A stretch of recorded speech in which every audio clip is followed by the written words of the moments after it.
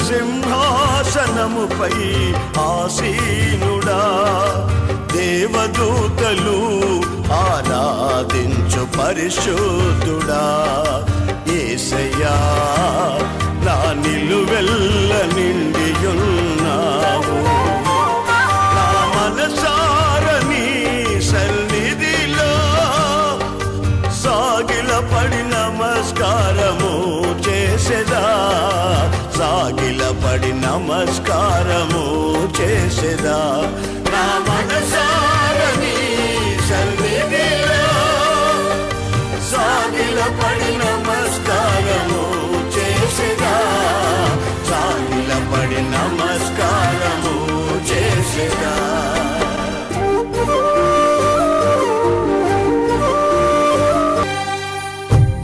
జ్యోతిర్మయుడా నా ప్రాణ ప్రియుడా స్తుతి మహిమలు నీకే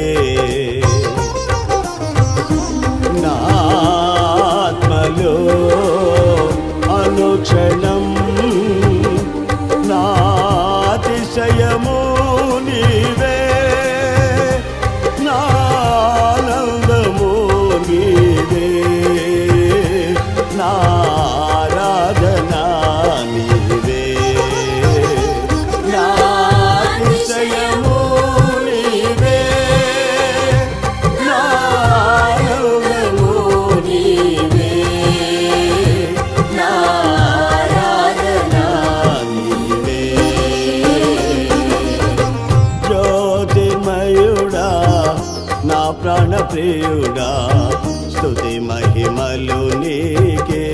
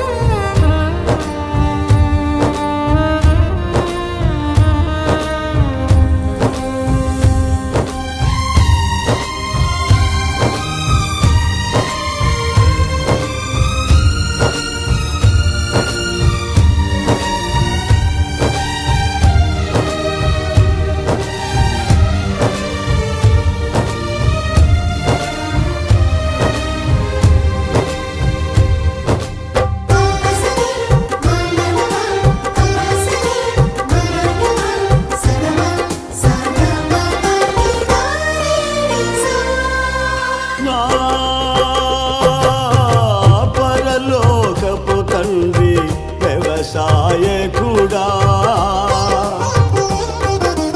నా పరలోకపు తండ్రి వ్యవసాయకుడా నీ తోటలోని ద్రాక్షావల్లితో నన్ను అంటు కట్టి స్థిరపరచావా నీ తోటలోని ద్రాక్షావల్లితో నన్ను అంటు కట్టి స్థిరపరచావా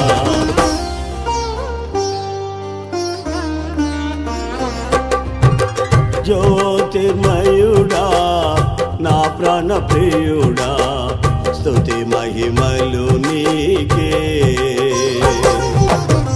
జ్యోతిర్మయుడా నా ప్రాణ ప్రియుడా స్తుతి మహిమలు నీకే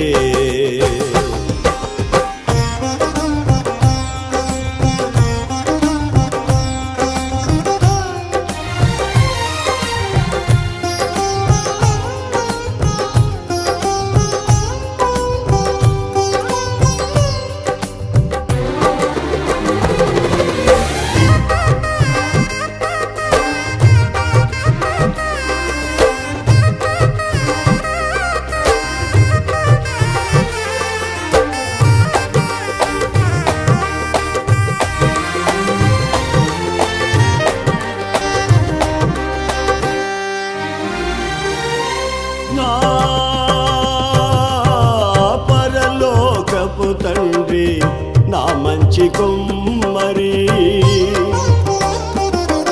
నా పరలోకపు తండ్రి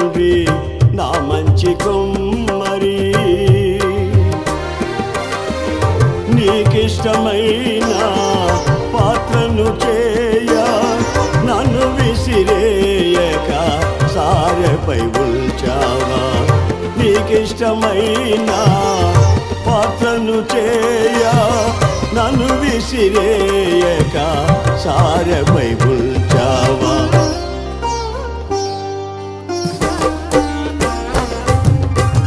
జ్యోతిర్మయుడా నా ప్రాణ ప్రియుడా స్తుతి మహిమలు నీకే.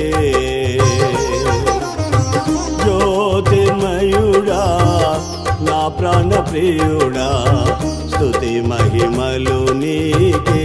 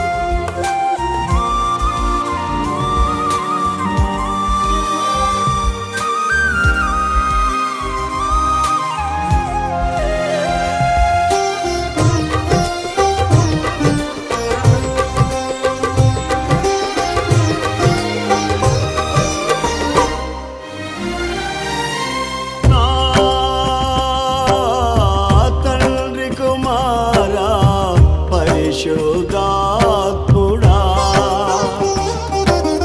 నా తండ్రి కుమారా పరిశుద్ధాత్ముడా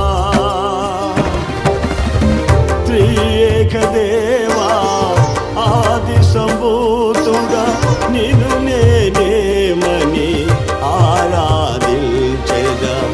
త్రియేక దేవా ఆది సంభూతుడా నిన్ను నేనేమని ఆరాధించెదా.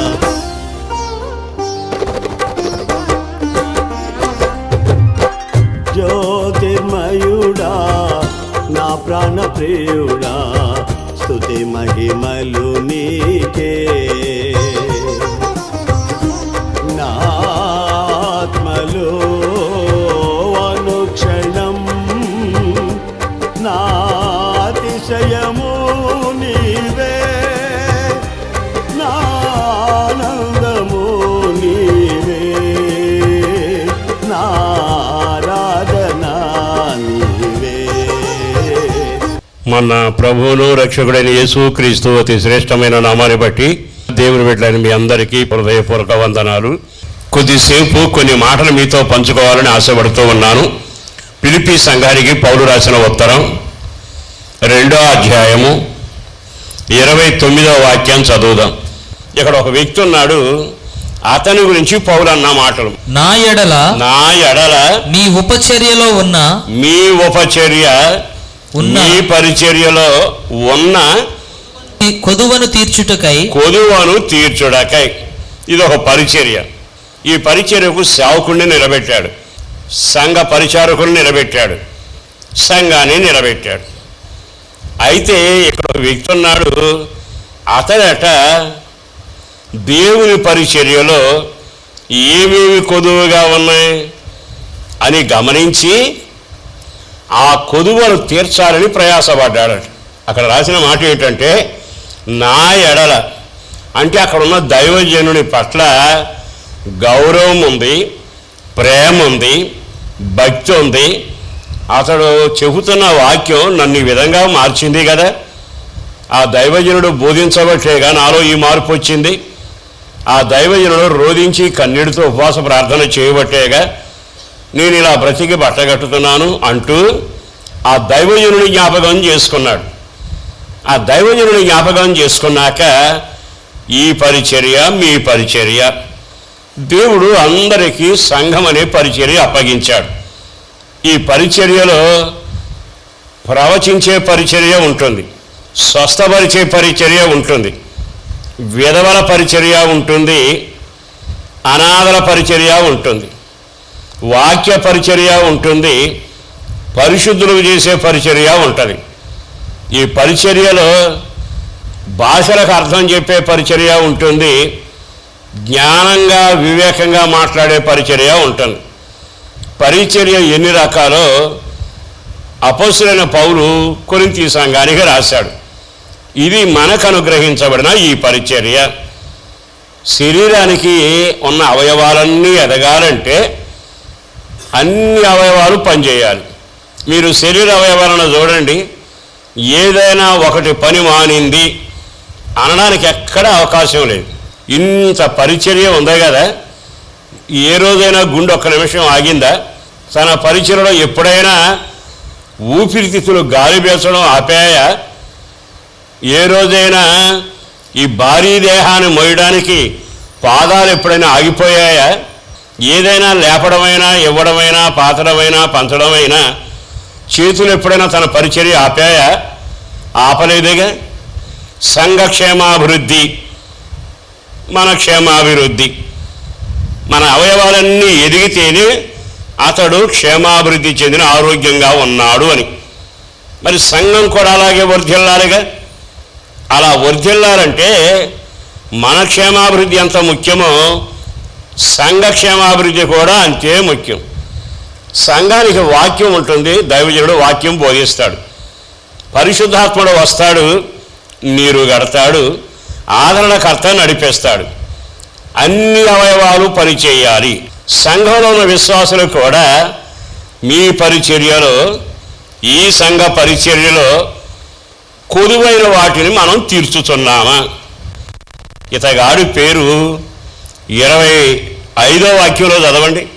మరియు నా సహోదరుడును జత పనివాడును నా తోడి యోధుడును మీ దూతయు నా అవసరమునకు ఉపచరించిన వాడునైనా ఎపఫ్రోదీతు ఎన్ని పనులు చేస్తున్నాడు పైన చదువుతారు, మళ్ళా మీరు వినండి. నా సహోదరుడును అతడు మొదటగా ఈ పరిచర్యలో కొదువైన వాటిని తీర్చాలనుకున్నాడు. ఆ కొదువైన వాటిని తీర్చడానికి సంఘంలోనూ నాతోనూ పరిచర్యలో సహోదరుడులాగా వ్యవహరిస్తున్నాడు. ఈ సంఘ పరిచర్యలో చేర్చబడిన మనం ఎవరు? సహోదర సహోదరులు. ఈ పరిచర్యలో, దేవుని పరిచర్యలో నేను ఒక సేవకుణ్ణి, వీళ్ళంతా నాకు సహోదరులు. అది మొదటి పాత్ర. అతని గురించి చదివాడు, ఏ ఊరివాడు, ఎంత ఆస్తి ఉందని రాయలా. పరిశుద్ధాత్మ దేవుడు అతని యోగ్యతలు రాసి పెట్టాడు. మొదటి సహోదరుడు, రెండవది జత పనివాడు అంటే తేలిక అర్థం అవ్వాలంటే నాగలి దున్నే ఎద్దు కనపడుతుంది, మరొక పక్క మరొక ఎద్దు కనపడుతుంది. రంగులు తేడా ఉండొచ్చు, కానీ రెండు సమానంగా కాడి మోస్తాయి. జత పని అంటే దేవుని పరిచర్యలో నువ్వెక్కువ తక్కువ అనే మాట లేదు. దేవుని పరిచర్యలో అనడానికి ఆస్కారం లేదు. అతనికి నీవు జత పనివాడవు, నీకు అతడు జత పనివాడు. ఈ పరిచర్యకు సేవకుడు ఒక పక్కన నిలబడితే సంఘం మరో పక్షాన నిలబడుతుంది. ఎప్పుడు సంఘాభివృద్ధి జరుగుతుంది? ఆ సంఘంలో జత పనివాళ్ళు ఉండాలి. ఆ జత పనివాళ్ళగా సేవకుడికి ఎద్దులాగా కాడి మోస్తుంటే సంఘమైన మేమంతా మరో పక్కన కాడి మోసే జత పనివాళ్ళము. నిజంగా అతడు ఎంత యోగ్యుడండి! అతడు ఎంత నమ్మకంగా పరిచర్య చేస్తా ఉన్నాడు. తర్వాత వాక్యం చదవండి. నా తోటి యోధుడు. ఇక్కడ వినాలి. యోధుడు ఎప్పుడు కనపడతాడు తెలుసా? భారం మోసినప్పుడు కనపడ్డు, యుద్ధ భూమిలో కనపడతాడు.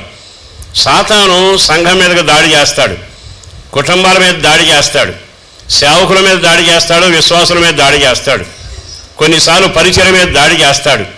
ఇతడు ఎలా ఉన్నాడు తెలుసా? యోధుడు అంటే నిరంతరం కత్తి పట్టుకుని ఉంటాడు.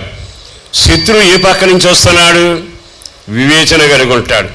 శత్రువు వచ్చినాడు పారిపోడు, వెన్ను చూపడు. ఆ యోధుడట వచ్చిన సాతాను పైన ఆ శత్రువు మీద ఎగబడి యుద్ధం చేస్తాడు. అంటే అర్థం ఏడో తెలుసా? సంఘం విశ్వాసులు సాతాను మీద యుద్ధం ప్రకటించే వాళ్ళగా ఉండాలి. మనం మోకాళ్ళ మీద మోకరిస్తాం. ఏ దిక్కు నుండి సాతాను వచ్చినా, సంఘంలో చెరుపు వచ్చినా, సంఘానికి తెగులు వచ్చినా, సంఘానికి లోకం వచ్చి కలిసిన, సంఘంలో అపవిత్రత చోటు చేసుకున్న, సంఘంలో భేదాలు కలిగిన, సంఘంలో చీకటి కార్యాలు మొదలైన ఈ సంఘం ఏం చేస్తుందో తెలుసా? యోధుడిలాగా నిలబడి ప్రయాసపడుతుంది, ప్రార్థన చేయగలుగుతుంది. యోధుడిలాగా దేవుని వాక్యం పట్టుకుని రెడీగా ఉండి సాతాను క్రియలు ఈ సంఘాభివృద్ధికి ఆటంకం కలుగ చేస్తే వాటిని లయపరచగలగాలి. ఒకవేళ సాతాను మీద నీకు జయం కలగాలంటే ఆయుధం ఉండాలిగా. ఆయుధం పేరు వాక్యం, ఖడ్గం. కొంతమంది వాక్యం ఉండదు, వాక్యం చదవరు, వాక్యానుసారంగా నడవరు, అంటే కత్తి లేని యోధులు. రెండవది, వాడి దాడిని తాకకుండా మనం కాపాడబడాలి అంటే ప్రార్థన మనకు ఉండాలి. ఎంత ప్రార్థనలో నలుగుతామో వాడి కార్యాలన్నీ మనల్ని తాకవు, లయపరుస్తూనే ఉంటాం. మరి ఈ రోజున యోధుడువేనా? ఇతని గురించి అంటాడు, ఈ పరిచయలో ఆ ఎపఫ్రదీత ఉన్నాడే, నాకు సహోదరు లాంటివాడు, నాకు జత పనివాడు. అతడు సమయం వచ్చినప్పుడల్లా సాతానుతో పోరాటానికి తోటి యోధుడిగా నిలబడుతున్నాడు.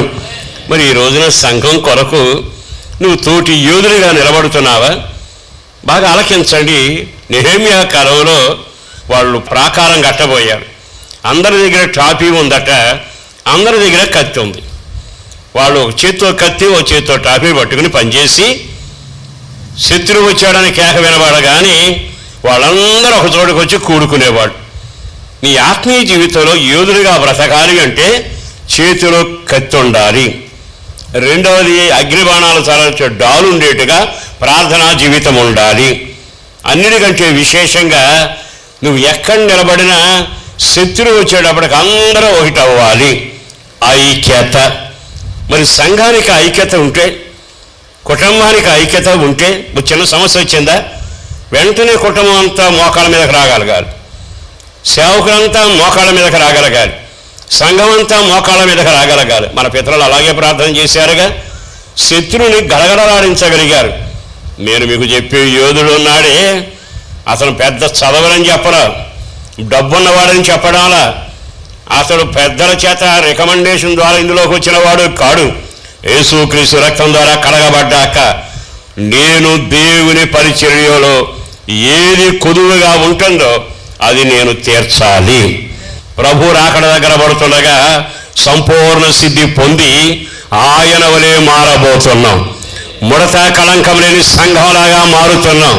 అలా మారుతున్న ఈ సంఘం సహోదరులాగా వ్యవహరించుదురుగాక, జత పనివారిగా కలిసి పనిచేయుదురుగాక, యోధుడులాగా ప్రభు కొరకు నిలబడి సాతానును జయించగలిగిన వాక్య జీవితం, ప్రార్థనా జీవితం, ఐక్య జీవితం ఉండునుగాక. తర్వాత వాక్యం చదవండి. మీ దోతయు మనకేమైనా గొడవలు వచ్చాయనుకోండి, ఈ పక్కన వాళ్ళకి ఆ పక్కన వాళ్ళ గొడవ రాగానే వాళ్ళు రెంకలేస్తారు, కేకలేస్తారు, ఆయుధాలు పట్టుకొస్తారు, వీళ్ళు పనిచేస్తారు. కానీ లోకానికి దేవుడు ఒక క్రమం పెట్టాడు. మీరు ఒక దూతను పంపించండి, అతను వెళ్ళి వాళ్ళతో మాట్లాడాక రాజీ చేస్తాడు. అంటే యుద్ధం లేకుండా చేయగలిగిన సమాచారం తీసుకెళ్ళాలి. ఇతను ఎవరో తెలుసా? ఇరు వర్గాల మధ్యలో దోతలాగా వ్యవహరిస్తాడు. ఇప్పుడు ఈ దోత ఎక్కడికి వెళ్ళినా ఐక్యపరచాలి, దోత ఎక్కడికి వెళ్ళినా సమాధానపరచాలి. దోత అనేవాడు సమాధాన పుత్రుడై ఉంటాడు. దోత అనేవాడు రెండిటికి సమాచారం కరెక్ట్గా చెప్పగలిగిన వాడు అయి ఉంటాడు. మరి సంఘంలో దోతవేగా నువ్వు. ఒక కుటుంబం చల్లబడినా వెనకబడినా, కుటుంబాల మధ్యలో ద్వేషం కలిగిన, సమస్యలే చెలరేగిన నువ్వెవరో అయి ఉండాలో తెలుసా? దోతలాగా ఇద్దరిని సమాధానపరచగలిగిన వాడై ఉండాలి. దేవునికి మహిమ కలుగునగాక. సమాధాన పుత్రులారా అని పేరు ఊరకనే పెట్టలా మనకి. ఇతను ఎవరో తెలుసా? అక్కడ మాట ఇక్కడ, ఇక్కడ మాట అక్కడ చెప్పేవాడు కాడు. ఈడకు అనుకూలంగా ఇక్కడ మాట్లాడి, ఆడకు అనుకూలంగా అక్కడ మాట్లాడి గొడవలు పెంచేవాడు కాడు. ఈ రోజున అపవాదికి చోటు ఇయ్యకొనున్నట్లుగా చిన్న సమస్య వచ్చినా, పెద్ద సమస్య వచ్చినా, కుటుంబాల్లో సమస్య వచ్చినా నీవు సమాధాన దూతలాగా అపవాదికి చోటు ఇవ్వకుండా ఐక్యతను, సమాధానాన్ని ప్రకటించుదువుగాక. మన వాళ్ళు అప్పుడప్పుడు ఏమంటారు తెలుసా, ఆ రోజున కానీ అతగాడు ఉంటే ఎంతవరకు వచ్చేది కాదండి, సమస్య రానిచ్చేవాడు కాడు. అతగాడు నువ్వెందుకు కాకూడదు, సమాధాన పుత్రుడుగా నువ్వెందుకు బతకూడదు, ప్రభువుడు అక్కడ దగ్గర పడుతుండగా ఈ పరిచర్యలో సమాధాన పుత్రుడవా, ఈ పరిచర్యలో జత పనివాడవా, ఈ పరిచర్యలో ఆయుధాలు పట్టుకుని సాతాను మీద పోరాడే పరిచర్యలో ఉన్నావా ప్రార్థనాపరుడిగా? ఇదిగో ఎపఫ్రొదీత ఉన్నాడు, అతని వంటి వాడు ఎవడో లేడు ఈ పరిచర్యలో. ఆ వాక్యం ఇప్పుడు చదవండి 29. నా ఎడల మీ ఉపచర్యలో ఉన్న కొదువను తీర్చుడకై అతడు తన ప్రాణమునైనను లక్ష్య పెట్టక అందరూ ఆమేన్ చెప్పండి. ఏమి లక్ష్య పెట్టక? ప్రాణమును లక్ష్య పెట్టక. ప్రాణం పోయినా పర్వాలేదు, పరిచర్య నిలబడాలి. ప్రాణం పోయినా పర్వాలేదు, నా ప్రజల మీద సాతాను రాకూడదు. ప్రాణం పోయినా పర్వాలేదు, దుష్టునికి వీళ్ళు చేతికి దొరకకూడదు. మోషే అదే ప్రార్థన చేశాడుగా, నా పేరు కొట్టేసినా పర్వాలా, కానీ పొరపాటున వీడు మాత్రం శాపానికి గురి కాకూడదు, నీ కోపానికి గురి కాకూడదు. అట్లాంటి వ్యక్తి ఒక్కడు చాలుగా సంఘానికి. ఆ వ్యక్తి నువ్వై ఉంటే ఎంత బాగుంటుంది. ఈ రోజైనా ఈ మాటలు విన్నాకైనా, ఇంతకాలం నువ్వు ఏ కోవ చెందిన వ్యక్తివైనా పరిశుద్ధాత్మదేవుడు మాట్లాడుతూ ఉండగా, నేను సంఘం కొరకు సహోదరులాగా ఉంటానయ్యా, సంఘానికి జత పనివాడిగా ఉంటానయ్యా, సంఘం కొరకు రోధించి కత్తి పట్టుకుని ప్రార్థన ఐక్యత కలిగి యోధుల్లాగా ప్రయాసపడతానయ్యా, ఈ సంఘానికి క్షేమం కలిగి ఒక దోతలాగా నేను బ్రతుకుతానయ్యా. ఎంత ఆశీర్వాదం. చివరికి అతను అన్న మాట ఏమిటో తెలుసా, పౌలు ప్రాణాన్ని తెగిస్తాడండి. ఈ రోజున ప్రభువునకు కావాల్సింది పారిపోయేవాళ్ళు కాదుగా, ప్రాణాన్ని తెగించేవాళ్ళకి కావాలి. రొట్టెలు పంచిన వాళ్ళని చూసాం, డబ్బులు సంచి పట్టుకు తిరిగిన వాళ్ళని చూసాం, జీవితంలో వరుసలుగా కూర్చోబెట్టిన వాళ్ళని చూసాం, పాటలు పాడి హోసన్నా జీవని కేకలు వేసిన వాళ్ళని చూసాం. కానీ యేసు శిలువ దగ్గరకు వచ్చినప్పుడు ఎంతమంది నిలబడ్డారు? ఈ రోజున కనబడుతున్న మాట ఏమిటో తెలుసా, ప్రాణాన్ని తెగించగలిగిన వాడే విశ్వాసి, ప్రాణాన్ని తెగించగలిగిన వాడే సేవకుడు, ప్రాణాన్ని తెగించగలిగిన వాడే పరిచారకుడు, ప్రాణాన్ని తెగించి ప్రభు కొరకు నిలబడిన వాడే రోషం కలిగిన దేవుని బిడ్డ. మరి ఈ రోజున పంతాలతో సమస్యలు సాగిస్తారా, భేదాలతో సంఘాన్ని నాశనం చేస్తామా? నేను యోధునిగా ఉండాలిగా. ఎందుకో పరిశుద్ధాత్మ దేవుడు బహుతేటగా మాట్లాడుతుండగా, నిన్ను బతికించింది, బట్టగట్టించింది, ఈ సంవత్సరము కూడా నీకు అవకాశం ఇచ్చింది దేవుని కొరకు పరిచర్యలో సంఘ క్షేమాభివృద్ధి కొరకు ఎపఫ్రొదీలాగా నీవు జీవించుదువుగాక, ప్రాణాన్ని తెగించగలిగిన వాడవయ్యుందువుగాక. తర్వాత వాక్యం చదవండి. క్రీస్తు యొక్క పని నిమిత్తము, అందరూ మాట చెప్పండి, క్రీస్తు యొక్క పని నిమిత్తము చావునకు సిద్ధమై ఉండెను. పాస్టర్ గారి పని నిమిత్తం అని రాయలా, మేస్టర్ పని నిమిత్తం అని రాయలా, మన సంఘ పెద్ద గారి పని నిమిత్తం అని రాయలా, ఈ వాయిద్యాలు వాయించేవాళ్ళ పని నిమిత్తం అని రాయలా. దేవుని పేరడు అతను చేసింది ఏమిటో తెలుసా, క్రీస్తు యొక్క పని నిమిత్తము. దీనికి తెగించి చావుకైనా సిద్ధపడ్డాడట. పౌలు చివర్లు ఏమంటాడో తెలుసా, అట్లాంటి వారిని మీరు గణపరచండి, అట్లాంటి వారిని గొప్ప చేయండి, అట్టి వారి సహవాసం చెయ్యండి. ఆకాశమందున దేవుడు అట్టి వారిని గణపరచండి అంటున్నాడుగా. రేపు సంఘం ఎత్తబడ్డాక ఆయన ఎలా గణపరుస్తాడు? ఏ ఒక్కరిని మర్చిపోడు, దేవుని చేత గణపరచబడే వ్యక్తిలాగా ఉందరుగాక. అట్టి కృప మీకు కలగాలని ఒక సేవకుడిగా కోరుకుంటున్నా. మరి ఈ సంఘంలో దుడుకు పీతులలాగా ఉంటావా? డబ్బును చూసి ప్రాణం మీద తెచ్చుకుని యేసును అమ్ముకునేవాళ్ళలాగా ఉంటావా? ఎవరెట్లా చేస్తే నాకెందుకు, నేను అమ్మాయికి పోయేవాళ్ళలాగా ఉంటానంటావా? ఈ గుంపులో సలిమంటల దగ్గర ఉంటానంటావా? లేదయా, ఎపఫ్రొదీలాగా ఈ పరిచర్యలో పానార్పణం పోయబడతాను, ఈ పరిచర్యలో ప్రభు పని కొరకు ప్రాణం తెగిస్తాను. ఆ ఎపఫ్రొదీకు నా లక్షణాలు కలిగిన వాడై యోధుడిగా ఉంటాను, ప్రార్థనా పరుడిగా ఉంటాను, జత పనివాడిగా ఉంటాను, సహోదరుడిగా ఉంటాను, అవసరమైతే దోతలాగా సమాధాన పుత్రుల్లాగా ఉంటాను అని నీవు తీర్మానం చేయి. నీ జీవితంలో ఆగిపోయిన దీవెనలు మొదలవబోతా ఉన్నాయి. మూయబడిన ఆకాశం తెరవబడతా ఉంది. అభిషేకం దిగి వస్తుంది, అద్భుతాలు జరుగుతాయి. నువ్వు కాదనుకున్నా అనేక మందిలో ప్రభు నిన్ను గణపరచబోతున్నాడు. గాడిదను గణపరిచిన వాడు నిన్ను కూడా గణపరచబోతా ఉన్నాడు, నన్ను కూడా గణపరచబోతా ఉన్నాడు. మరి ఈ మాటలు విన్నాకైనా ఒక్క క్షణం దేవుని చేత గణపరచబడితే ఎంత దీవెనకరంగా ఉంటుంది. మరి ఈ రోజైనా ఎపఫ్రోదితులాగా బ్రతికితే బాగుంటుందిగా. ఒక క్షణం ప్రార్థన చేసుకుందామా? ప్రభు అక్కడ దగ్గర పడుతుండగా, ఈ సంఘం ఎత్తబడుతుండగా, ఈ సంఘంలో చేర్చబడిన ఆ రోజు నుంచి సంఘ క్షేమం కొరకు, అభివృద్ధి కొరకు, లోపం లేని సంఘంలాగా ఈ సంఘం కొరకు తెగిస్తానయ్యా, ప్రభు పనిలో ఉంటానయ్యా, సమాధాన దూతలాగా ఉంటానయ్యా, ఖడ్గం పట్టుకుని చేతి పని చేస్తూ ఒక పక్కన ట్రాఫీ పట్టుకుని పోరాడే యోధుడిలాగా ఉంటానయ్యా. మనుషులతో నాకు పని అక్కరలేదు, మనుషుల కొరకు నేను జీవించను, నీ కొరకే నేను జీవిస్తానయ్యా, పానార్పణంగా పోయడానికి ప్రభు పనిలో నేనున్నాను అంటూ ఒక్క క్షణం మోకరించండి. మోకరించిన మీరు చేతుల పైకెత్తండి. మీ కొరకు ప్రార్థన చేస్తాను.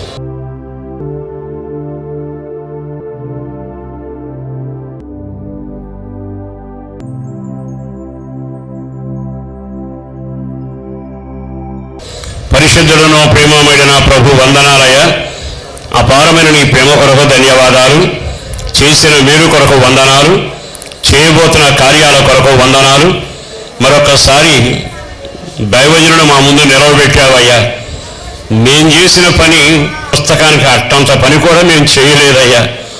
ఎంతో పని మిగిలి ఉంది, ఎంతో పరిచర్య మిగిలి ఉంది, ఎంతో పరిచర్యకు మమ్మల్ని ఎన్నుకున్నావు.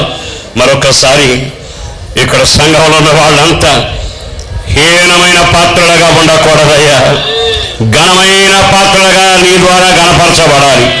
అట్టి కృప వారికి దయచేయండి. ప్రభు సేవలో, ప్రభు పనిలో నేను ఉంటాను, కొలువైన వాటిని నేను తీరుస్తాను, యోధుడలాగా కష్టపడతాను అని ఎంతమంది తీర్మానం చేస్తున్నారో పేరు పేరున బిడ్డలను దీవించండి. వాళ్ళ బలహీనతలు యేసునామమున లయపరచబడాలి. కృప కలుగునుగాక, అభిషేకం చేత నింపబడుదురుగాక. మా ప్రార్థన కోరుకునే వారి క్షేమం కలగాలయ్యా. ఓ నెమ్మది క్షేమం అనుభవించగలిగినట్లుగా కార్యం చేయండి. పేరు పేరున బిడ్డలను దీవించి, రోగులను ముట్టి స్వస్థపరిచి, బలహీనను కాస్త బలపరిచి, చల్లబడిన వారు మరలా ముందుకు పురుకులపై కార్యం జరిగించి, మెండైన అభిషేకం ప్రార్థనాత్మ చేత నింపబడి కుటుంబ సంక్షేమాన్ని అనుభవిస్తూ బిడ్డల క్షేమంతో వర్ధిల్లే గొప్ప కార్యం చేయమని యేసు పరిశుద్ధ నామాన ప్రార్థించి విన్నవించి వేడుచూ ఉన్నాము తండ్రి. ఆమేన్, ఆమేన్. మీ ప్రార్థనావసతుల కొరకు మమ్ములను సంప్రదించవలసిన మా చిరునామా పాస్టర్ దేవదాస్ గారు, వస్తున్నామండి, న్యూజివీడ్ రోడ్డు, హనుమాన్ జంక్షన్, కృష్ణా జిల్లా, ఆంధ్రప్రదేశ్. మా ఫోన్ నెంబర్లు 08656242751, మరి ఒక నెంబర్ 9440772772.